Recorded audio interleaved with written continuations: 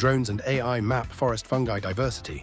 Drones and machine learning are revolutionizing forest health monitoring. Researchers use aerial data to predict soil fungal diversity, a key indicator of ecosystem health. This reduces the need for extensive manual soil sampling, boosting efficiency. Leaf surfaces host unique microbes. A single oak leaf isn't simple. It's a microscopic landscape where opposite surfaces harbor distinct microbial communities. This discovery reveals the intricate, diverse worlds thriving on a seemingly uniform patch of green.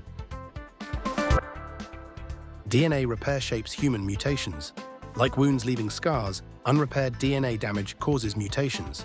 New research shows DNA repair enzymes favor specific sequences, influencing where mutations occur. This sheds light on genetic variation, disease, and evolution.